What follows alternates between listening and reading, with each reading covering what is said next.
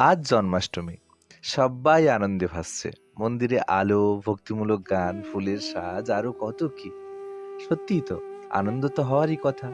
সচ্চিদানন্দ ভগবান গোপীনাথ যে এসেছেন। কিন্তু মনে রাখুন, যেদিন ভগবান এসেছিলেন, আনন্দের পাশাপাশি দুঃখ, কান্নাও ছিল অনেকটাই।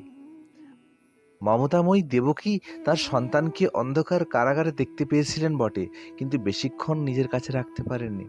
বিদায় দিতে হয়েছিল শেষমেশ।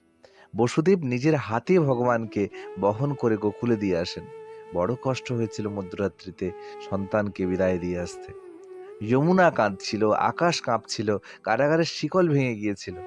কিন্তু কিন্তু একটাই সত্য তখনও অটল ছিল।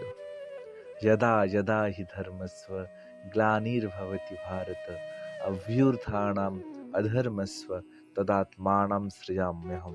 যখনই জগতে, পৃথিবীতে ধর্মের ওপরে সংকট এসেছে, তখনই ধর্মকে রক্ষা করার জন্য ভগবান যুগে যুগে অবতীর্ণ হয়েছেন।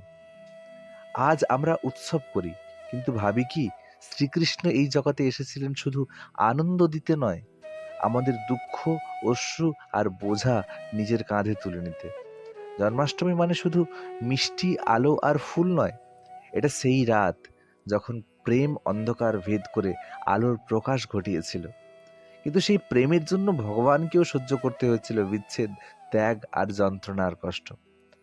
তাই আজ এই প্রার্থনা, হে নন্দলাল, হে গোপীনাথ, হে ব্রজেশ্বর, আজ আমার হৃদয়ের শিকল ভেঙে আপনি যেন চিরদিনের জন্য আমার অন্তরে প্রকট হন, আবির্ভূত হন, এটুকুই প্রার্থনা গোপীনাথ।